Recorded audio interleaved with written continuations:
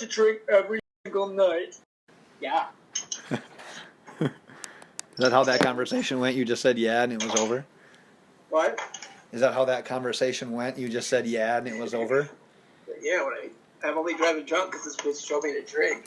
How's that Badgers-Wolverines game going to go? You're not going to be sober for that, are you? I'm going to be so drunk. She's not going to be there, though. That's good. She's with Braylon and You her do... sister and the other kid. Are you recording me right now, you fucker? Yeah. Let's get loaded.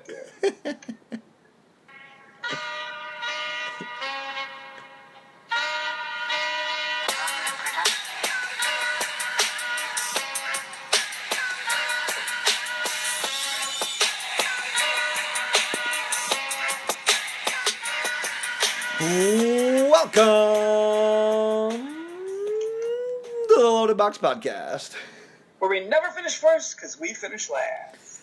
Thank you for tuning in to the Loaded Box Podcast. I am Ben, that is DJ, and I want to first off apologize because we are recording this on Thursday night and we pride ourselves on recording and posting right away, but I had a senior citizen moment and I left the laptop that I needed elsewhere. So we will not be posting this until Friday morning. So all of the loyal fans who love to listen to us on Thursday, I apologize. I owe you. DJ will pay you in sexual favors. If you need to, just let us know via Twitter @LoadedBox. That was, I feel like our name should be longer because it left me wanting for you to say more. @LoadedBox. It should be like Loaded Box Podcast, maybe. I know. Can we add podcast? Is it long enough? I don't know. Maybe. Is it too long? You created the Twitter handle, so I don't know. You'll have to let me know. So do you think you think that I'm going to sound incredible on your new computer, your new computer this week? I don't know. We'll have to put a Twitter poll up to see. I sound incredible. Tell us. We're keeping that. Do you sound incredible, like you're in a bathroom, or... Well, I'm on a different computer entirely today, so we'll have to see how you end up sounding. But this is our Week 11 preview podcast. It is Thursday night. We're watching the Steelers and the Titans, so if DJ has any of his outbursts where he goes, oh shit! Xavier, since we're in Madison, or I'm in Madison, you got Xavier versus Wisconsin college basketball. That's back. We're a fan of that as well. I should put that on instead of this Celtics-Warriors game. I get it on my second TV, so... Yeah, I'm going to put that on the second TV as well. Yeah, do it. Why don't you lead us off here with whatever you want to say? Well, I think you brought up a good point today, and that my lack of preparedness. Is that how you say that word? My lack of preparedness. Close, really close. I'm sick of looking at Matt Berry's stupid face, looking at his stupid articles. So I'm gonna cancel the fuck Matthew Berry love-hate tracker where I hate on his love, because I think we've gone and we've proved how shitty Matthew fucking Berry is at hate love. I mean, I ended at him at 23 and 68, 23 of 68 total picks. Yeah, like straight trash. I mean, you gotta at least be averaging 50% when you're an expert, but you should be going more like 60. It should be like gambling. But you should at least be above 50. Right? And honestly, if he's not going to do that good, why doesn't he do what we do and embrace the suck? Yeah, he's an idiot. Okay. So we're done with that fucker. I don't want to give him any more publicity. Let's just hashtag fuck Matthew Berry a whole bunch this week. Let's go. I can do that. I do need to ask you one quick question before we get started. What channel is that Badgers basketball game on? FS1. All right, thank you very much. And with that, we will move into our Pick 6 segment. I pick 3, DJ picks 3, 3 plus 3 is 6, so it works. Not a great week. We both went 1 and 2. The good news is your Embrace the Suck picks went 1 and 1. So with that, we felt it necessary that until you beat your Embrace the Suck picks, we are going to end this segment with more Embrace the Suck picks with a different kind of twist on it. So, Embrace the Suck my dick picks. Do you want to give your normal ones real quick? Yeah, sure. All right. Find them. Let's hear. I think you're due. I would even consider following these this week. Yeah, absolutely not. I actually picked these as quick as possible, so they might be my best, and they're going to be short because I'm just pissed. You know, you don't really start like when you're in a rut like this, you stop thinking, you just start going. So I'm going Miami. What? I was just going to say that I noticed that my picks started tailing a little bit when I started looking too much into them. So, a little different strategy this week. I'll get into that once you do yours. I'm gonna go with my first one. I'm going Miami in a pick 'em. Already love it. So I'm taking that one simply because I think Miami's defense is better than Tampa Bay's. I'm going with the better defense in this game. I think that's clearly Miami. Taking Miami at home versus Tampa Bay, and they can pull off a win there. What scares me is, so you know how we talk about coach talk all the time. I watched a little bit of the Dolphins press conference today, and they actually finally talked without coach talk. It was great. And Adam Gase admitted that this team, their defense was built to play with a lead, which is kind of hysterical because like they haven't played with a lead. They're like the one team that has like more than 4 wins that have led for less than like 15% of the games that they've been playing in. So that's kind of funny in itself.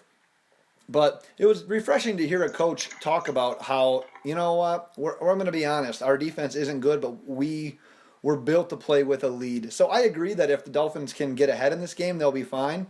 But if they get behind like they have the last couple of weeks, that's what keeps me away from this. Because it's a pick 'em, right? Yeah, but the issue there is, and yes, the issue there is the Buccaneers defense weren't meant to play. Yeah, and they're just as bad. They're worse. Yes. So bad. All right, so I can take the Dolphins in a pick 'em. I'm cool with that. Next, I've got my Green Bay Packers +2 versus Baltimore. I think this is just like last week's situation going against Chicago. They're at home. I think Huntley's starting to find that swag. It'll be a close game. It'll be tight, but I think the Packers are going to pull that off at home. Ride a little momentum from beating Chicago. Devontae and Huntley will continue on the same page that they are. I'm not sure about Jamal Williams because I think he's a shitty running back. So if that's what bites me, don't say I didn't warn you. But I'm thinking the Packers pull off the win here at home this weekend. I had to go all in on like the free agent auction bid this week. I had some money saved up in a keeper league. I've been waiting the whole time. Real weak at running back too. I got Marlon Mack on a bye, and then I lost a guy to an injury.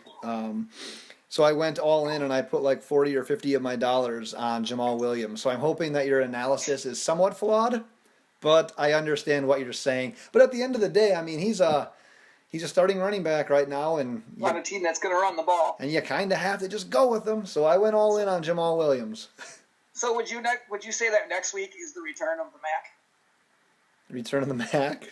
Yeah, you said he's on bye week this week, right? Yeah. Marlon Mack? Yeah. So next week's the return of the Mac. What does that mean, though? You don't know the song? Return of the Mac? Return of the Mac. I don't think so. Oh my God, you don't know the song? No.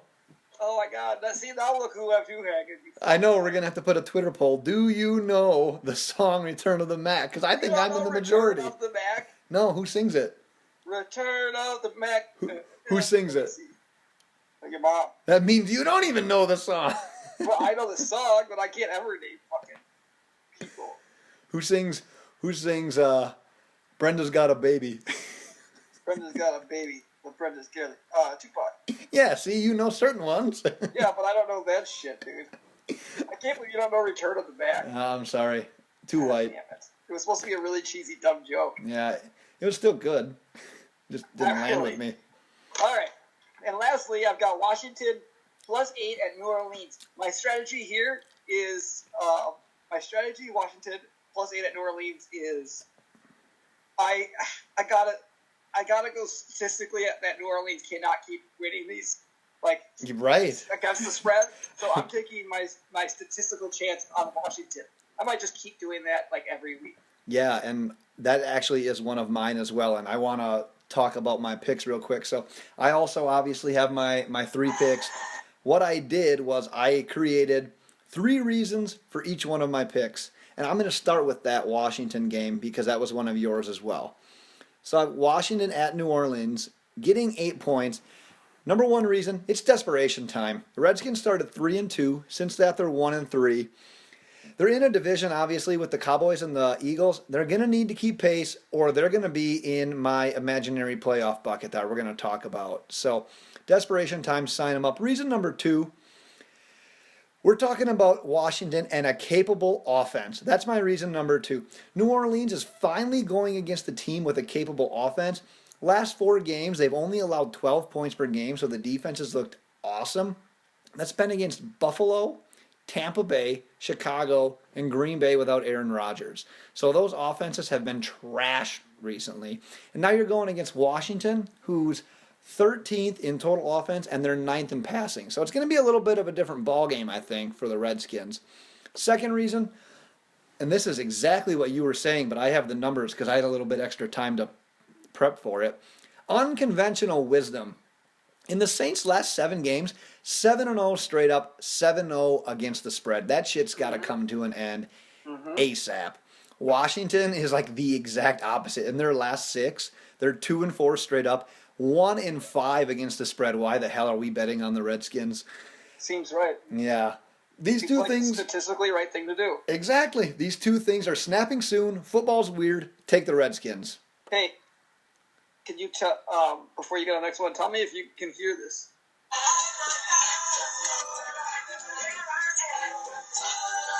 That's what they say? They say Return of the Mac? Yeah, that's by Mark Morrison. I never knew what they said there. Return of the Mac. Dude, if that song was ever on, I just mumbled because that's what it sounded like, and I was nailing it. You're turning up the night. Return of the Mac. That's what it is, yeah. I learned so much tonight. Oh my God, that's unbelievable that you didn't know that. I did not know that they said anything there. I just thought Did they you said. hear that or no? Oh yeah, I could hear that. Yeah. Nice. That's good. I'm glad. I'm glad more people learned that that's what that song's called. I just had to mute my speaker while I was playing it to find the fucking chorus. I wasn't listening to half of what you said because I'm trying to find Return of the Mac for you. Oh, that is fantastic. Don't worry, you agreed with what I said. All right, my second one. Detroit Lions -3 against Chicago. Once again, 3 reasons. Number 1, Lions' primary weakness is on defense. However, the Bears' primary weakness is on offense. Lions are 25th in passing yards allowed per game, but Bears are just second to last. Second to last with under 170 yards per game. Reason number 2 is home versus away. And you wouldn't usually think of Detroit as a team that struggles away from home. However, this year, 3-1 straight up on the road, 3-1 against the spread on the road. Last, certainly not least, balance. We talked about this, or I talked about this on the podcast last time about how it was nice to see the Lions get a win without Stafford throwing 40-plus times, running the ball effectively. The Bears are 10th against the pass, so I think they're going to need to use that balance again. I would think that they'll use that balance. I originally had this line at Detroit -2.5. Even at 3, I think that the Lions win by more than a field goal here. I am taking Detroit -3. So Chicago has played surprisingly well at home against some good teams this year. Yep. I believe Pittsburgh, New Orleans, Carolina. So that's what makes me shy away from that. They have a very underrated defense, I believe. So I don't know, that one makes me a little bit nervous in this division game. I think they could keep this one actually a lot closer than people think. You're going to hate me for this because of the way that the Lions and the Vikings seem to always kind of fade. I don't know if the Lions are going to fade right now. You're falling into it, huh? I know, falling back into it. Good job. My last part of the pick 6 here, I'm going to fade away from my 3 reasons because I had to change this pick today. And my original pick was the Arizona Cardinals over the Houston Texans. And then I realized that Blaine Gabbert was most likely going to be the starter for the Arizona Cardinals, and I would rather keep my money than bet on Blaine Gabbert. Again, takes me back to his days when he was in Iowa. Oh, you love Blaine Gabbert. Man, burn me once. I'll learn. Iowa. My reason behind the Chargers -4 against the Buffalo Bills is I'm due for a good week. It doesn't matter who I take, I'm going to win. Whoever he takes is going to win. And I'm going to steal something from you right here as well. We're talking about a rookie quarterback, Nathan Little Peterman. Yes. Don't have a ton of faith in Nathan Little Peterman right now, so I am going to take the Chargers. They've got an underrated defense. I think we might, well, we're going to talk about this in a second with our playoff bucket. Chargers are still kind of on the outside looking in, but they do have a bit of a chance. Both these teams have a chance. I just have a little bit more faith in the Chargers than Little Peterman. So I'm going to take the Chargers here. Any thoughts on that game? I know you have a lot to say about Peterman, so maybe you should just gel right into that. I forgot that I had to go off on this tonight. From the hip. I fucking cannot believe this team has been struggling to run this year. Struggling because they don't have wide receivers. He lost Charles Clay, Tyrod. He's running around and making plays. LeSean McCoy finally had like one good game maybe a couple weeks ago, but they were winning before that, and they lost the last two when he finally had his good game. And let's bench him now. Like, right. What are you doing? Why wouldn't they? The wild card race with the quarterback you have. The fucking Jaguars are still starting Blake Bortles, and you're benching Tyrod Taylor, who will probably be a starting quarterback elsewhere next year. If you were a fucking break. If you were going to make this move, why wouldn't you make it before the deadline and try to get something from a team? Yeah. There's interest. Obviously, there's interest. Quarterbacks are going down every single damn week. Exactly. He's a top 15 quarterback in the league right now. It's ridiculous. Today they brought up the issue of race. Do you think race plays any card in this? I'm not sure. What's their coach's name? McDermott. I don't know Doug McDermott. And I don't know how he is with Sean McDermott. I don't know how he is with. I knew that the last coach didn't really like Tyrod Taylor. I thought it'd be different with this one, but maybe the GM staff. I don't know what's going on. I don't know enough about Buffalo and the rumors there. So it'd be good to hear from somebody who's kind of more tuned into the Buffalo crowd on why the fuck Tyrod Taylor is being benched. But there's no chance that they can be okay with this and okay with Nathan fucking Peterman as their quarterback this week. I can't believe they went to Little Peterman. Yeah. That's great. Well, I wanted to let you get that off your chest. I know it's kind of been eaten up at you. I've been kneeling all week at work. I mean, a president of the official Tyrod Taylor fan club. DJ's kneeling in protest, not at the game, but rather at work. He's just not going to do anything as a citizen of this beautiful country of ours until Tyrod gets a job somewhere. Free Tyrod Taylor. Yes. We don't stand. How's your hashtag go? I said, I stand with Tyrod. Then I kneel with Tyrod. I kneel with Tyrod. I like it. Hashtag. Well, since your official picks did not beat your Embrace the Suck picks last week when you took teams that had multiple letters in the city or the team name, which was great. Couple letters, yeah. We got a new Embrace the Suck this week. So we're going to see how your picks do. So what are your 3 Embrace the Suck picks? So this was really hard. You know what? I think maybe the NFL has a race problem, but it's white people.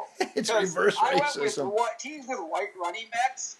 I was going through the team and I was struggling. And I'm sure there's some deeper guys, but just off the top of my head, it was really hard. So this first one I went with, that they don't even have an actual white running back that I know of. I just named somebody that we're talking in memory of. I'm going with the Browns. The old Peyton Hillis, who graced us with his Madden cover back about 10 years ago, however long that was. Peyton Hillis, I love the pick. Peyton Hillis, we're taking the Browns. The spread in that game is, now I have to go fucking find it, right? Return of the Mac. You know, every time, like, when you want to find something, it takes forever. All right, so it's Cleveland Browns +8 at home versus the Jacksonville Jaguars because of Peyton Hillis, white running back. Such a terrible bet, but it's going to work. So I'm finding another white running back. These next two actually have white running backs. We're going to take the Lions because of Zach Zenner. Nice. Double Z, too. Double Z. You don't find many. That's a guaranteed win. Yeah, absolutely. -3. I guess I'm going with you. Yeah, that's mine. So I'm with you. My wife is calling again. Jesus Christ. You're going to have to pause, I think. All right, hold on 1 second. All right, now DJ's wife is done yelling at him for drinking during the middle of the week again. He can get on to his Embrace the Suck picks. All right, so finish it off with that Detroit Lions that I took. Just as a reminder to recap, Zach Zenner, -3. That's on board with you. Yeah. So I guess we're both on that train. Yeah, if there would have been 4 reasons for that pick, my last one would have been the fact that they have Zach Zenner. Yeah, fact.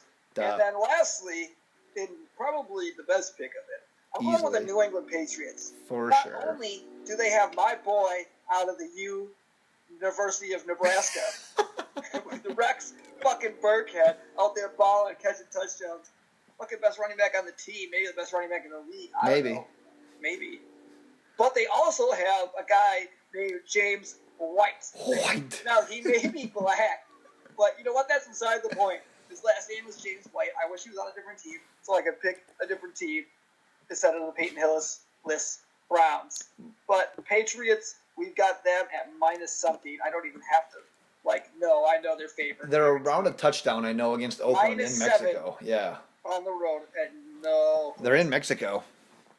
They are in New Mexico. Not New Mexico, real Mexico. Old Mexico. City, Mexico. I thought they'd cancel that game because of that goddamn earthquake down there, too. Oh, I thought they canceled it because of the thing that Trump put up. Either way. The wall? Yeah. Yeah, that and the goddamn earthquake. They must not have got up that far. I didn't know about the earthquake. That monster earthquake, Dan? I didn't feel it. What do you even do? It was just, God, you are so out of touch with what's going on in the world. I don't know anything about the world. I'm surprised you even know that Trump is our president. Oh, is there a Pence? I know there's a Pence somewhere. That's fucking Hunter Pence. Yeah, it's Mike Pence. Our president is black. I just know that Hollywood is touching each other, whacking off in plants. Although I think either... Who is? Hollywood in general. Oh, I thought you said Howie Wood.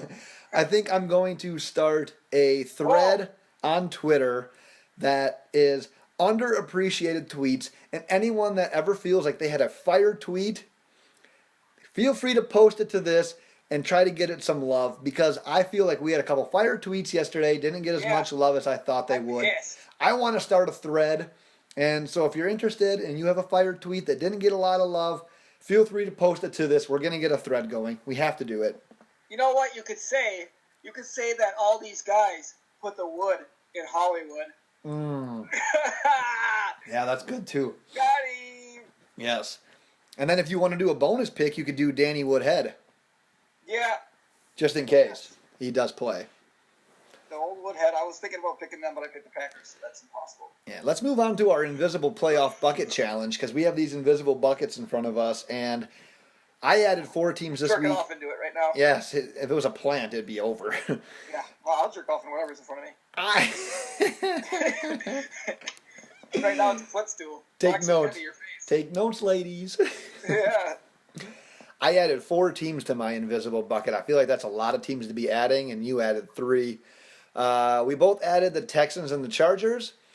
I joined you in adding the Dolphins and the Bengals. I believe you had both of them in there.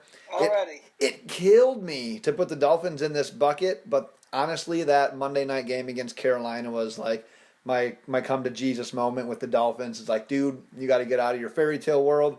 You got to put them in your bucket. They're doing you no good being outside of your bucket. Return to the Mac. So you put in the Texans, Chargers, and Cardinals. Word. Any thoughts on that Cardinals the pick? Cardinals already in there or what? I think I already had the Cardinals in mind. Why did it take you so long? I don't know. Finally got that big loss. I thought maybe they'd sneak up a little bit, but they just suck. Yeah, so no, I put the Cardinals in there.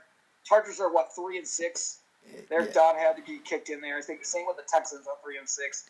They just saw those records and it's like they're no chance. Yeah, you already had 6 losses. I mean, yeah it's pretty tough. You have to have 6 losses might get you in. Sometimes 9 and 7, but most likely you'd be 6 losses as a max. Right.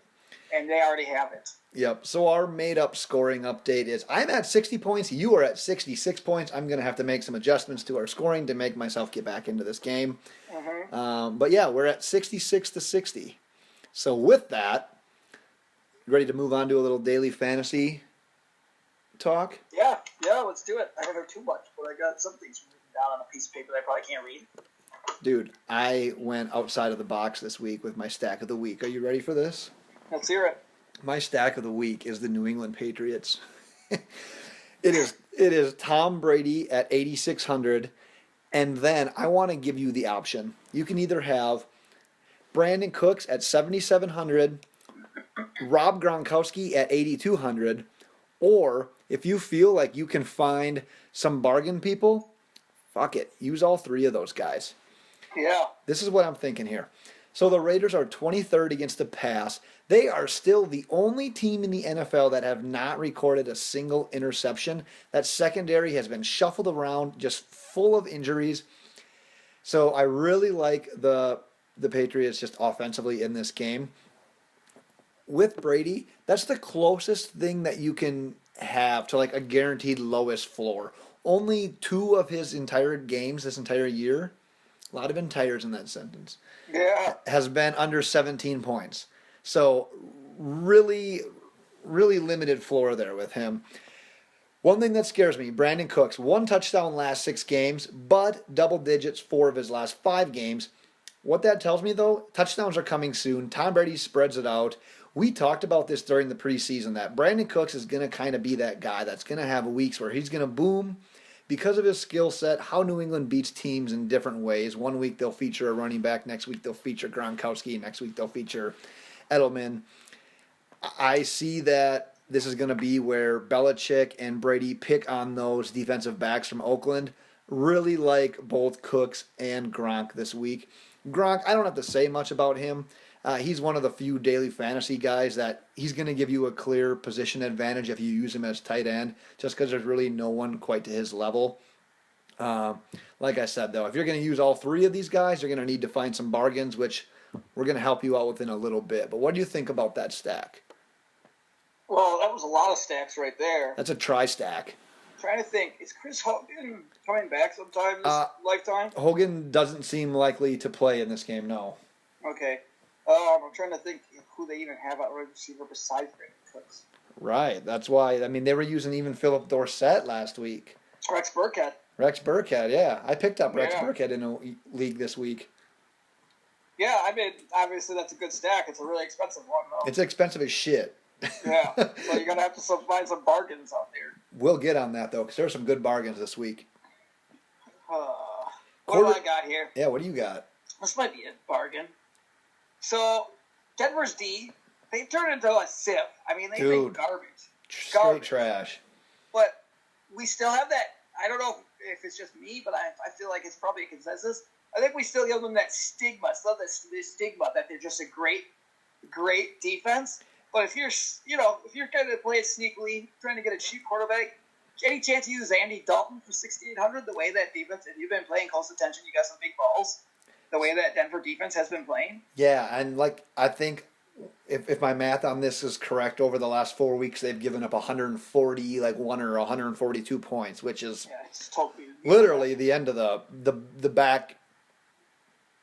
The back, I don't even want to say the back end because it's literally last in the NFL. Yeah. It's really bad.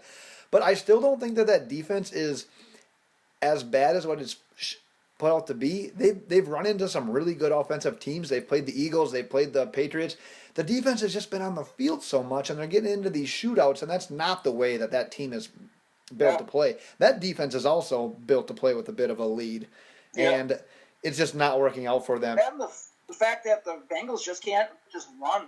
No, the Bengals can't run at all. Their offensive line is not built to run, and they're built to throw. So I do like Dalton in that sense, but if there was a week for Denver to get kind of back into the swing of things, it might be this week. So who knows? I don't know. I don't think I could pull the trigger on Dalton right now. He was my guy last week, so I can't do him this week. I feel like he'd be a really sneaky good play in like a big tournament if you need to make if you want to make a big move in a tournament. Use a guy like Andy Dalton because that's somebody that nobody's going to use. That's true. Number one, because he's got red hair. Number two, because they still have to stick the defense of the Broncos stigma. So I feel like if you're going to play in a big tournament where it's like for $1 million, you have to go ahead and throw a guy like that in there to give yourself a chance. Well, then you definitely stack him with like AJ Green as well because he can beat anyone.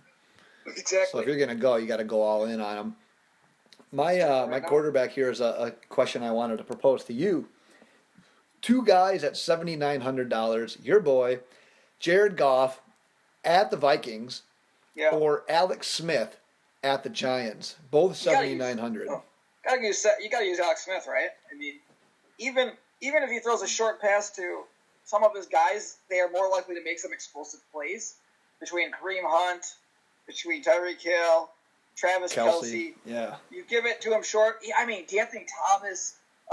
There's one more guy I'm trying to think of. But, like, you get the ball in their hands, you toss a quick pass out there, and they can go 60 yards to the house just based off of, like, how shaky and fast they are. He doesn't even need to do that much to do it. Like you said, you get it into the hands of those playmakers, your goal. Yeah, especially with it. And he has the ability to run the ball, too, which I love.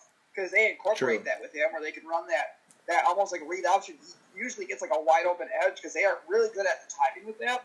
So he gets his yards, he scrambles a little bit. He's similar to Aaron Rodgers in his ability to scramble around. Maybe not as, obviously not Aaron Rodgers, but he can run. And that was the thing, is he was more athletic than Aaron Rodgers coming out of college. That's why they wanted Alex Smith. But I like the matchup a lot better against the Giants defense. Giants team in general, they probably don't give a fuck, you know? Yeah, the Giants are like, if there's a team that's really like mailed it in, it's the Giants, and they probably mailed it in as soon as OBJ went down. I mean, Marshall went down, he went down for a while. Shepard went down. Eli Manning's like, dude, I've got 2 rings. I don't have time for this shit. The defense is hurt. Olivier Vernon's been out forever. Janoris Jenkins quitting on plays, even though we say he isn't. Like, what happened to Landon Collins? Like, he was talked about all the time, and now you don't even hear his name. That shit in New York, too, it just makes it worse and gets you down further, and it doesn't help when they're just shitting all over you, so it's like, fuck it. Right. You know? And then Goff's got a tough matchup with Minnesota. That scares me, just in general. Yeah. Do you have any other quarterback plays or situations? So my running back kind of bleeds right into that whole Giants thing. So, and this totally goes against bargain plays, but Kareem Hunt is $8,600 at the Giants. But this is the exact reason why you're thankful that Kareem Hunt hasn't scored for 6 weeks. Because running backs legit go off against the Giants, and there's no reason that Kareem Hunt should be under $9,000 this week. Me and you, we talk about it all the time. You target running backs against the Giants in daily fantasy sports. There's no reason not to. 30th against the run. Even above, like those running backs that are above $8,000, none of them have that juicy of a matchup as Kareem Hunt. So Kareem Hunt, even at $8,600, in my mind, it's not like a bargain in terms of actual money that you're spending, but in terms of production, you're not going to get much better for that. Yeah, that's actually a really good matchup that you almost have to take advantage of, like no matter what. Right. Like, I talk about how you got to use guys that you don't think a lot of people will be using. But when you know a guy's going to have a big week, you got to use him too. You're fine you don't want to be behind the buck on that as well. So he's one of those guys. And that's, again, I think he could be like 9,000, 9,400. Oh, easily, especially against the Giants. I just think it's the whole fact that he hasn't scored for 6 weeks. Like, I think that they're like, well, his fantasy numbers started out unbelievable, and he was 40, 30, 20-point games, and all of a sudden it's like, well, he's not scoring, and it's taking it away from him. But he's scoring this week. I don't give a shit. Yeah, he definitely scored this week. Yeah, who do you like? I have an interesting thought here. I don't really like people. I do questions, you do your thing. If you have to use a Cowboys running back this week, who do you got? Oh. And there's a reason I asked this question, but I'll go with this first. Alfred Morris, $6,000. This is versus Philly, so you probably maybe not might use them, but it is still the Cowboys running game. So you got Alfred Morris, $6,000, and Rod Smith at $5,200, which would be a good guy to use if you're using Tom Brady and Rob Gronkowski. Yeah. Gosh.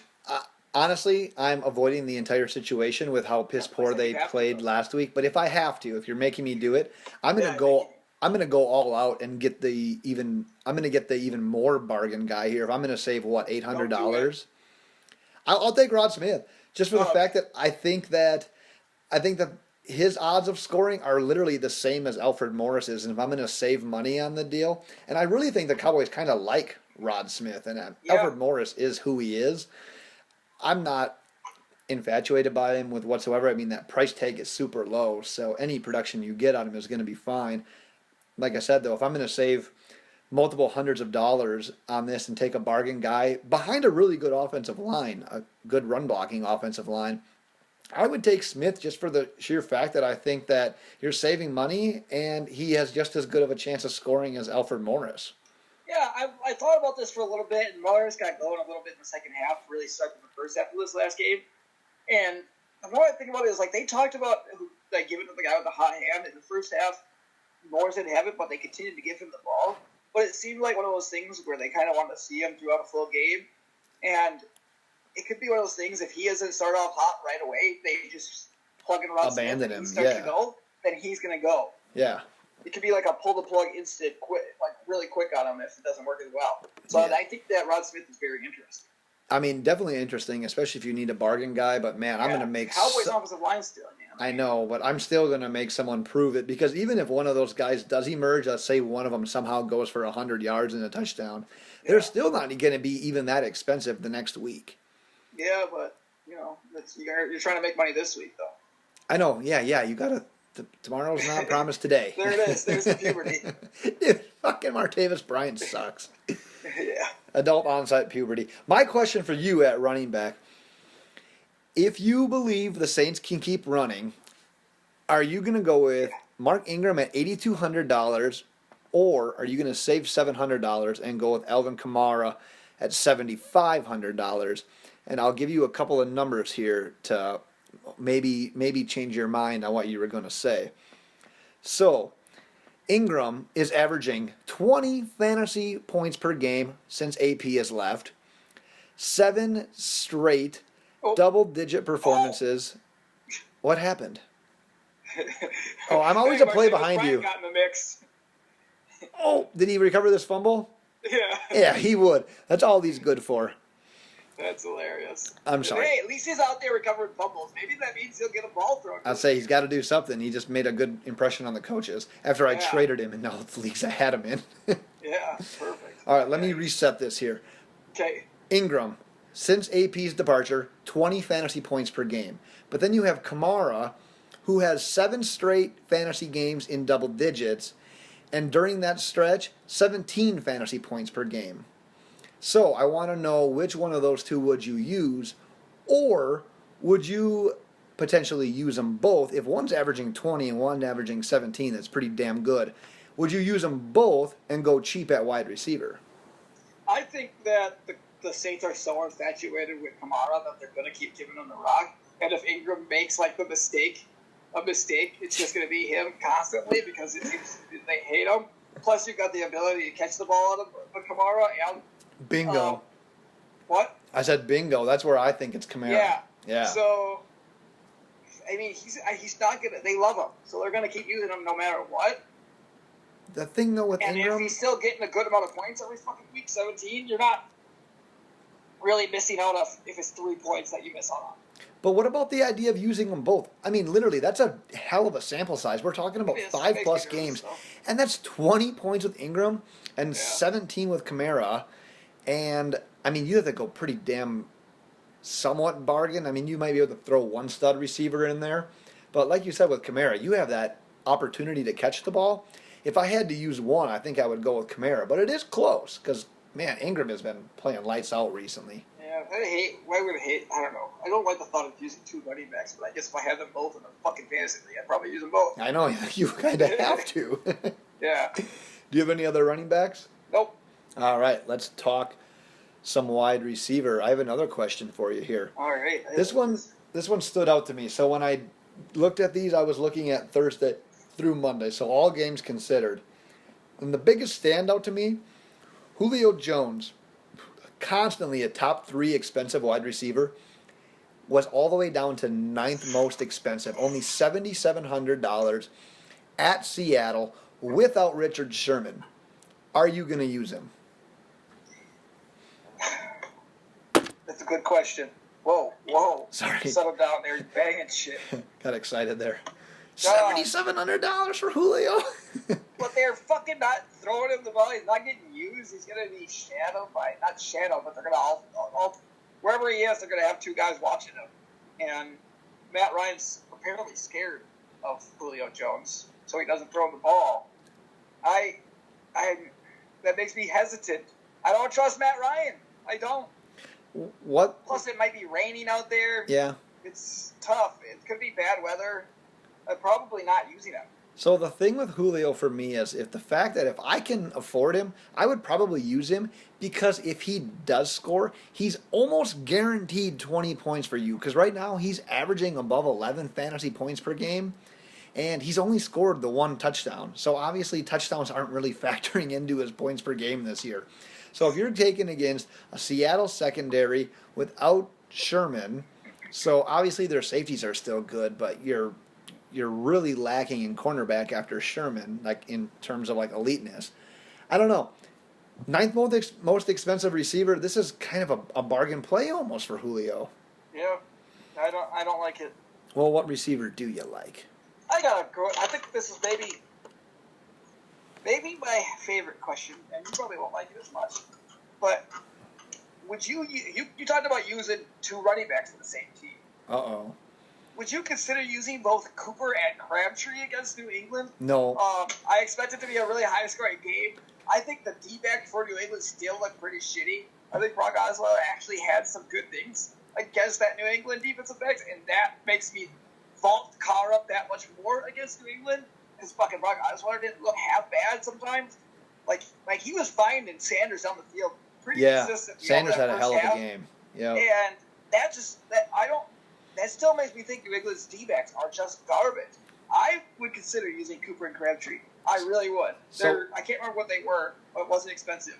It's funny though. Yeah, they're definitely not expensive right now, and it's funny because my initial reaction to that was no, and then I heard it. I'm in a touchdown only league, and I have Cooper and Crabtree, and I'm using them both. I would. I don't know. They're very intriguing to me, and they're like two guys I really want to use.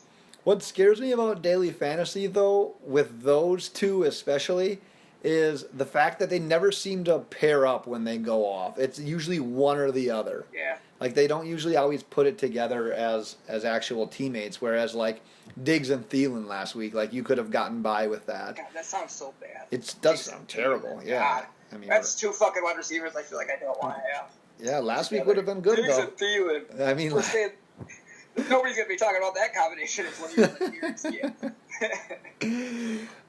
But going back to your like Cooper and Crabtree, like I understand where you're going with that, but I have a little bit more faith, I think, in the Patriots secondary than you do. I don't think it's I don't think it's near as bad as what you're thinking that it is. Yeah. So, would I use one?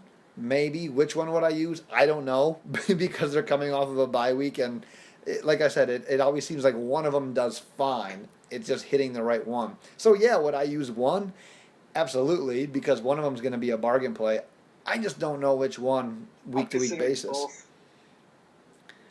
I'm coming off a heater from last week too after the Robert Woods, so I'm just riding high here. All after the Robert Woods, Devontae Adams, and well, you know, one of them is going to do good then, and one of them is going to suck just because of percentages. I'm hoping I can come back and be cocky again. There you go. So much fun. I've got one more receiver I want to talk, and nice push. Holy shit! I thought I was going to throw up on the computer there. You were too. So I had that stack earlier with Tom Brady, Rob Gronk, and Brandon Cooks. And if you're going to do something like that, this is the bargain wide receiver of the year. Oh, jeez. This is like, I feel like one of those Vegas call lines that you call in and get like, this is my game of the year. This is my bargain wide receiver of the year. $5,400. $5,400 at the New Orleans Saints, Jamison Crowder. All right, so the New Orleans Saints, 7th against the pass, pretty good. They have played no one in their last 4 games. I really believe that stat is a little bit skewed. Over the last 2 weeks, Jamison Crowder has had 24 targets and double-digit fantasy points. And in this game, I really think the Redskins are going to have to score to keep pace with the Saints. Could be a really high target game. Yeah, you think so? They'll have to score to keep pace? I mean, analysis, baby. $5,400, and I'm going to guarantee you double-digit points for $5,400. You're using that. The Saints D actually scares me now. Like I don't. Is that weird? Is that weird to say?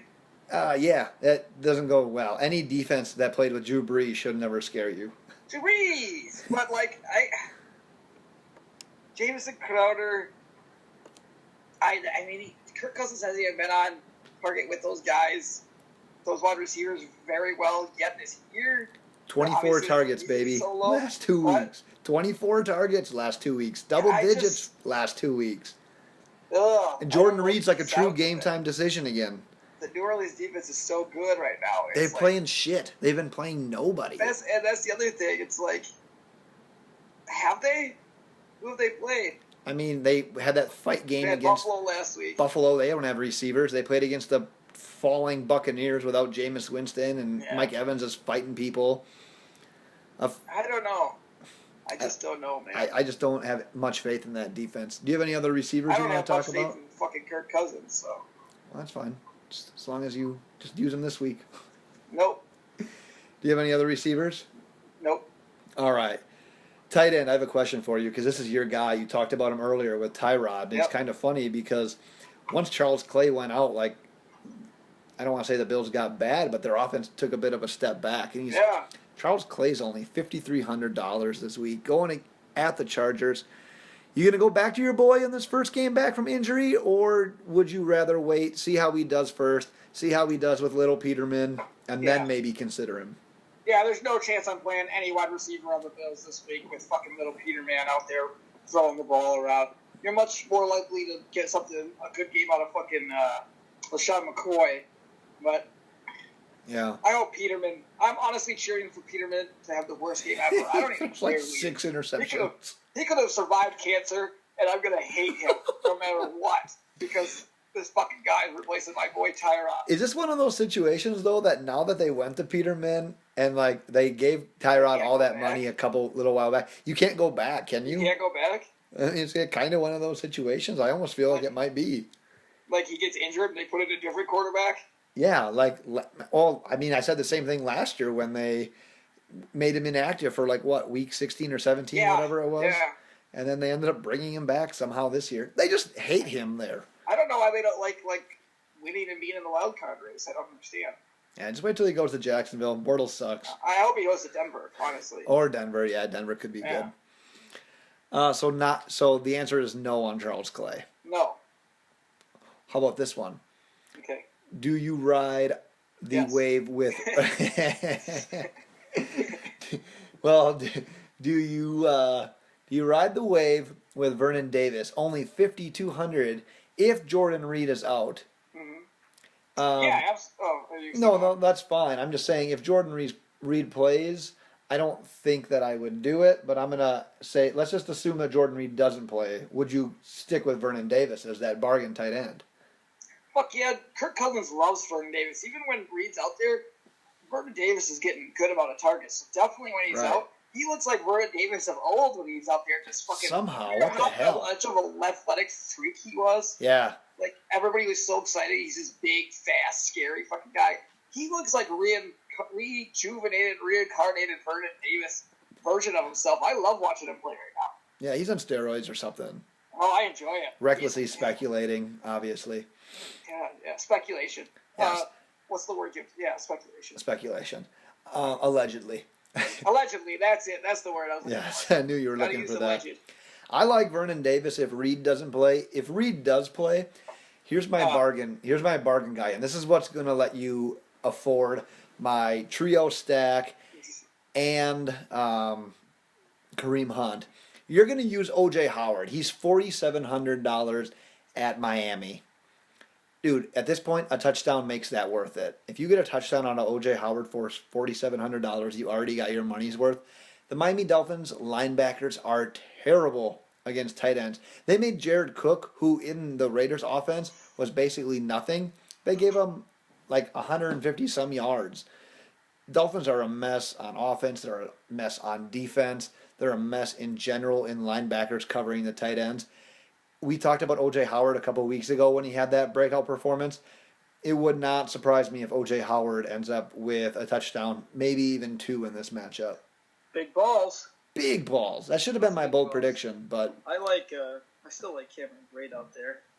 well, that'd be a good bargain pick probably too. Yeah. I just like the upside with Howard more. I don't know. I'm just infatuated. You're just really infatuated with it. I really am. I mean, he's Mm-hmm. a little darker than Bray. That gives him an advantage. Yeah, that's true. Yeah.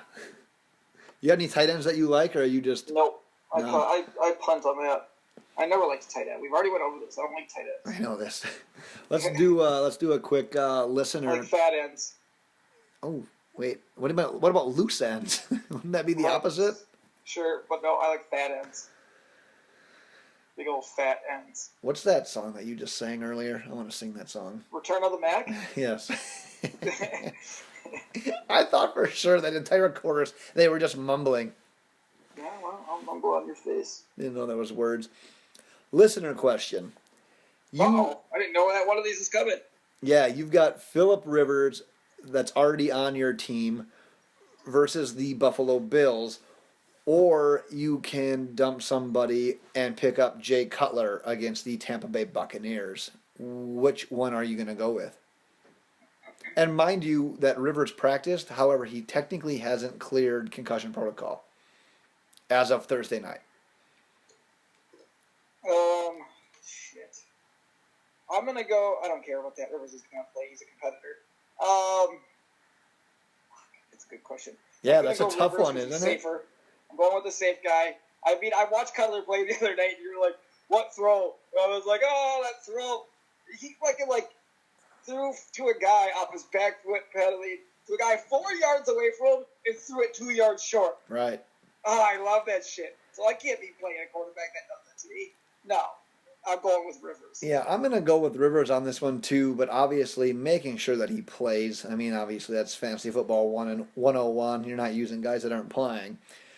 Even against Buffalo, who has a better defense than Tampa Bay, Phillip Rivers, we talked about this before. He's that veteran quarterback. He's seen everything. Even though he's going against a good defense potentially, he still has that ability to put up points. I mean, we saw him play against Jacksonville, and though his TDs came to running backs, he still put up 2 touchdowns against Jacksonville, which means he can do stuff against Buffalo as well.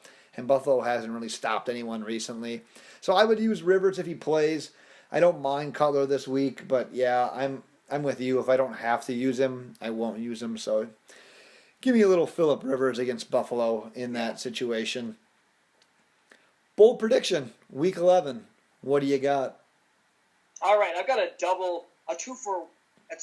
and 1. It's like 2 predictions and 1 prediction. Nice. Does that make sense? Yep. So I'm saying the Raiders take down the Patriots in Mexico Ooh, that's City. bold. That's real bold. As Donald Trump announces that we are building the wall. We haven't started building that thing yet? Well, we haven't even made an agreement. Mexico hasn't paid for it yet, so. Oh, that's right. Yeah, we got to make them pay for it. Man, you are going to get tossed over the thing so fast. Yeah, and the Raiders don't come back because it's like a home game. You know how Jacksonville Jaguars have gotten so used to London as like their best games? I think that's going to be Raiders in Mexico. Yeah, the Raiders just end up loving Mexico. Instead of Las Vegas, they moved to Mexico. It's our home game. We're staying here. I like it. You know what I think is hilarious? Is that all these teams like the Dolphins and the Jaguars and the Raiders are taking home games out of the country, but then teams like the Packers and the Patriots are basically refusing because they're not going to give them a fucking home game to play out of the country, and that's why they're better than you. Well, right, but they don't have the incentive of getting Super Bowls. Like the Dolphins are using this as leverage of getting future Super Bowls at their stadium, whereas you're not going to have a Super Bowl in Green Bay and you're not going to have a Super Bowl in New England. Whereas you're trying to tell me that if they're trying to grow the game in these places, that you're not going to put down the 2 of the most popular teams in the United States of America. They have to agree with it, and you have teams like Jacksonville and Miami and New Orleans that are willing to go to this because they're Super Bowl destinations.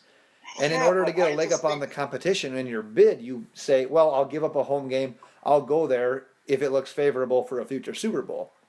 I don't think you see teams that are very successful and smart giving up a home game like this. I think no matter where New England and Green Bay are located, if they're this good at this same type of situation, they're going to fucking not be playing a home game in Mexico City. Well, New England has played overseas. I don't know if that was a home game for them or not. I don't know. I don't know if you can guarantee that either. I can guarantee it. But I was thinking about this earlier too.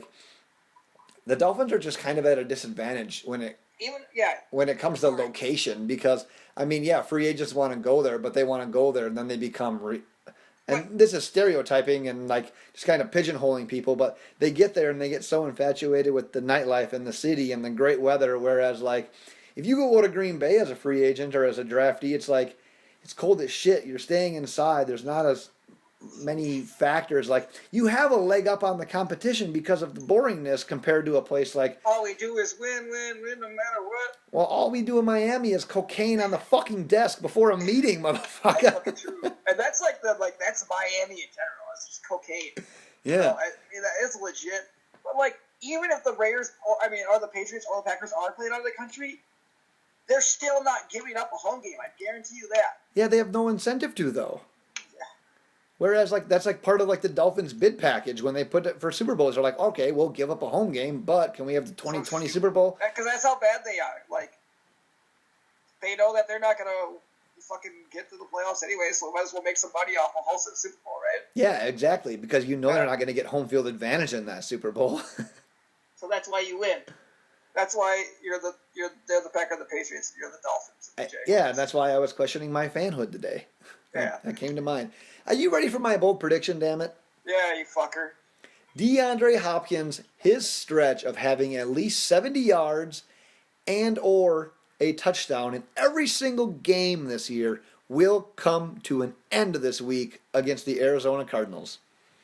Did you know that stat? That's a hell of a stat. No, but it's a good way to do that. They've got Savage, and they're going up against Patrick Peterson. So yeah, I like it. It's bold. Yeah. It's still bold. Yeah, if you want it to be. You have anything else you would like to discuss today? Nope. Rashard Matthews. All right, Rashard Matthews. He scored a long touchdown. Oh shit! It's just hitting me now. He didn't score, did he? Now. Oh, he did score. Oh, they need to come up with I need to come up with a good celebration for somebody. Wait, why? When are you going to celebrate? I just feel like there's so much better things these guys can be doing. Is there anyone more lame than the Vikings that get pressed for doing something that they think is cool? And they call it like duck, duck, gray duck. Gray that duck? Pisses me off to the nth power. You know what pisses me off is people that say the nth power. What is that? Because that's how pissed I am that I'm saying stupid math shit. Can we debut our segment of Shit's Gotta Go? To end this podcast? I can't even think of anything right now. I only want to do one at a time because, this podcast is going to go on to eternity. So hopefully you're still listening and you didn't take our false quitting of this podcast. Yeah, we got a little bit more for you. This segment is called Shit's Gotta Go. And my debut pick for Shit's Gotta Go is the thing that I call the googly eye emoji. It's the emoji where the eyes are wide and it's like looking at something, and it's really popular in what I call googly eye season. So we're talking about like it could be draft season and when John Ross ran his freaking record-breaking 40, and everyone's freaking Twitter response was the googly eye emoji, like, oh shit, John Ross ran the fastest 40, googly eyes. Look like, over there. Yeah, and then this couple of weeks, LeBron James sends his black Arthur Fist oh my god Twitter thing. Here comes the googly eye emojis. That shit's gotta go. I am done with the googly eye emoji. What's that? A wide eye? Yeah, wide eye would be That's better than googly eye. Googly eye is when you see someone that you think is cute, isn't it? Yeah, I don't know. I didn't like googly eye. I'm gonna officially change my stance to that shit's gotta go, the wide eye emoji. I'm sick of it. Yeah. You know, I just thought of one. Just pictures of your food. Like, oh, pictures of your food is the worst. I can't take, why the fuck do you think I'm gonna open up and be like, oh shit. Oh, that look good. I'm gonna look for some more pictures of some people's food right now. I can't eat it. Exactly, and it's like, what the fuck am I supposed to do with this? Like, I'm gonna see, if I want to see pictures, I want to see, I don't know, probably the person doing something stupid or something. I don't know. Or boobs. I typically don't like pictures at all, but I want to see some tits or something. Yeah. Exactly. Like, let's show some cleavage. What is it like? Do you think I'm gonna salivate or be jealous because you took some pictures of some food that anybody can fucking buy at any moment in their life at a restaurant? Hate it. You know what the worst is? When people take pictures of their food and it's like fucking chicken strips with some French fries at a goddamn bar on a counter. I'm like, what the fuck? I made those in my goddamn oven last night. Jesus Christ. I have a legit I have a Here's the legit fuck- list of things in my phone for this segment, and that's probably one of the top 5 things in my entire life that's bothered me the most between Oh, Snapchats God. and Facebook posts. That didn't I even make opened up, my list. and you know what's funny is I just opened up Twitter to see if there's something I could come up, and that was like the first thing I saw. And I Stupid fucking food. lost it right Yep, that's a great lead off. So we got fucking wide eye emoji and pictures of your food. Shit's gotta go. Put an end to it. If you hear this, you can't be doing that anymore. And Elliot Christ, I'm calling you out. DJ's usually the one that is getting into beefs with you. I see your wide eye emoji having ass. Enough. Yeah. You're done. You are done, Elliot. Hey, You're done. hey, I'm gonna name. I like to call my dick food because bitches love pictures of my dick. And on that, you can follow us on Twitter at LoadedBox. Make sure you're tuning in on Sunday. We'll do our Week 11 Instant Reactions podcast. We're on iTunes. We're pretty much anywhere that you can find things that are good. Let us know if there's shit that's got to end on your side. We'll make sure that we talk about those as well. We might not be able to do it every week, but Yeah, we gotta hashtag that somehow. yeah, but damn it, we'll try to add one to the list every single week. But as of now, Yeah. we're at food pics, wide eye emoji. So with that, we'll talk to you on Wednesday. Have yourself a great Thursday evening. Bye.